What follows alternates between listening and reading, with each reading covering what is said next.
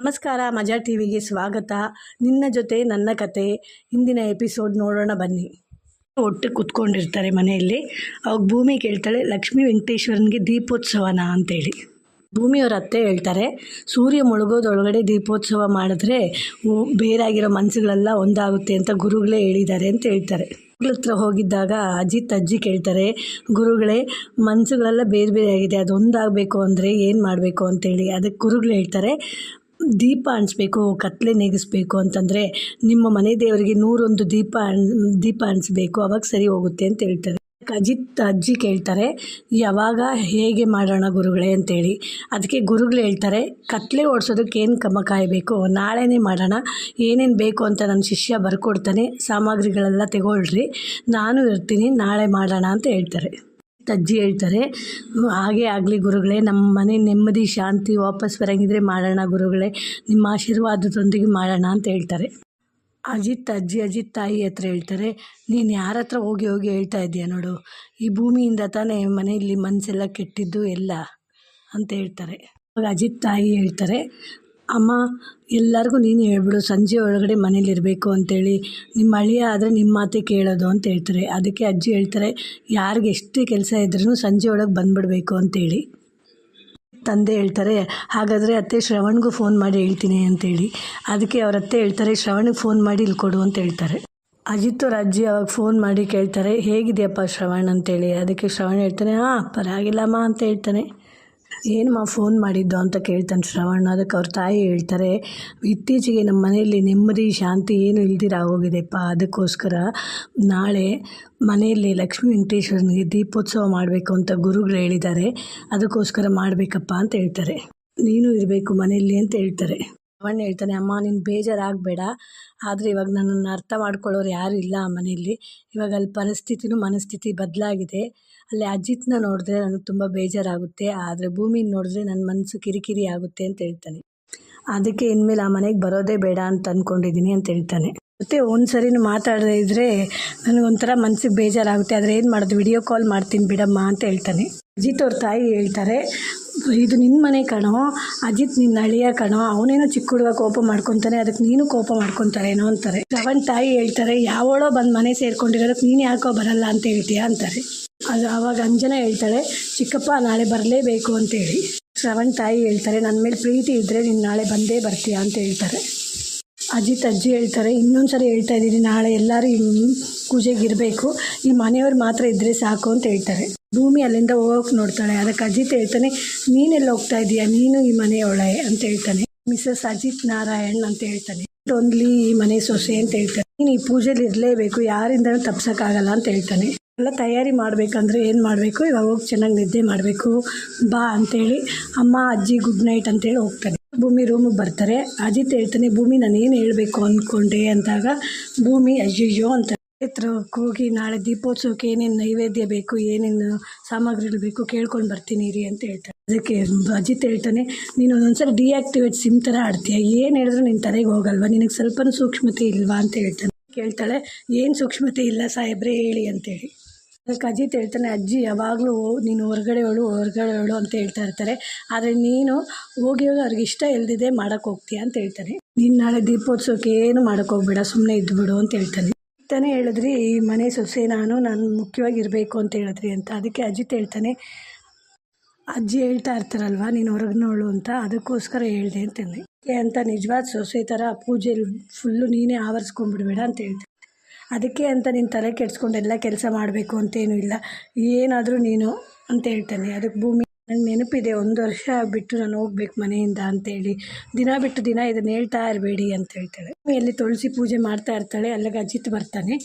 ಅಜಿತ್ ಬಂದು ಅವಳ ಹಣೆಗೆ ಆರತಿ ತಗೊಂಡು ಅವಳ ಹಣೆಗೆ ಕುಂಕುಮ ಇಡ್ತಾನೆ.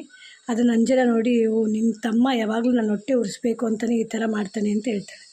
ಮತ್ತು ಅವ್ರ ಅಕ್ಕನ ಒಳಗಡೆ ಹೋದ್ಮೇಲೆ ಅಜಿತ್ ಹೇಳ್ತಾನೆ, ಅವ್ರು ನೋಡ್ತಾ ಇದ್ದಾರೆ ಅಂತ ನಿನಗೆ ಕುಂಕುಮ ಇಟ್ಟೆ ಅಂತ ಹೇಳ್ತಾನೆ. ಅದೇ ಅರ್ಚಕರ ಹತ್ರ ಮಾತಾಡ್ತಾ ಇರ್ತಾರೆ ಫೋನಲ್ಲಿ.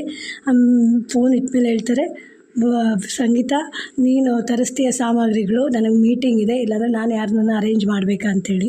ಅವಾಗ ಅಜಿತ್ ಹೇಳ್ತಾನೆ, ಅಪ್ಪ ನಾನು ತರ್ತೀನಿ ಅಂತೇಳಿ. ಅಂಜನಾ ಹೇಳ್ತಾಳೆ, ನಾನು ಬರ್ತೀನಿ ನಿನ್ನ ಜೊತೆ ಎಲ್ಲ ತರೋಕ್ಕೆ ಅಂತ.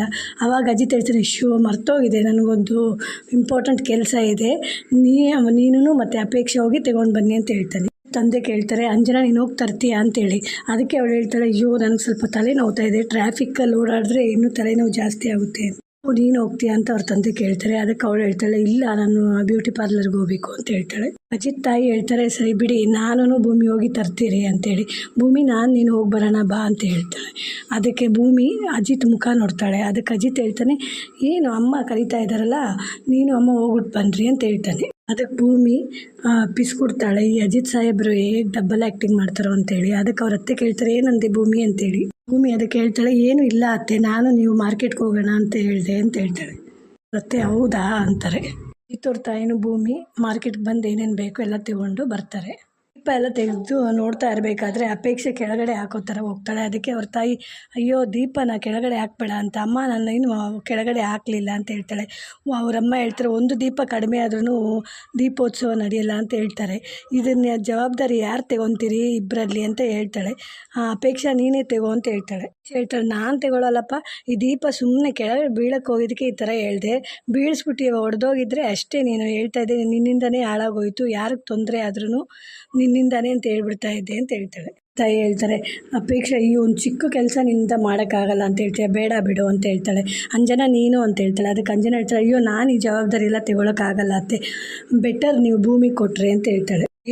ನಾವು ವೈಫೈಯಾಗಿ ಬೆಳೆದಿರೋರು, ಭೂಮಿ ಆದರೆ ಮಣ್ಣಲ್ಲಿ ಆಡ್ಕೊಂಡು ಕೈ ಇಟ್ಟು ಆಡ್ಕೊಂಡು ಬೆಳೆದಿರೋಳು, ಅವಳು ಮಣ್ಣದ ದೀಪ ನೋಡ್ಕೊತಾಳೆ ಅಂತ ಹೇಳ್ತಾಳೆ. ಗೀತಾ ಅವ್ರ ತಾಯಿನ ಕೇಳ್ತಾಳೆ, ಅಮ್ಮ ಭೂಮಿಗೆ ಒಪ್ಪಿಸ್ಲಾ ಈ ಜವಾಬ್ದಾರಿ ಅಂತೇಳಿ. ಹೇಳು ಅಂತ ಹೇಳ್ತಾರೆ ಅವರು. ತಾಯಿ ಭೂಮಿಗೆ, ಭೂಮಿ ನೋಡ್ಕೊತೀಯಮ್ಮ ಅಂತ ಹೇಳ್ತಾಳೆ.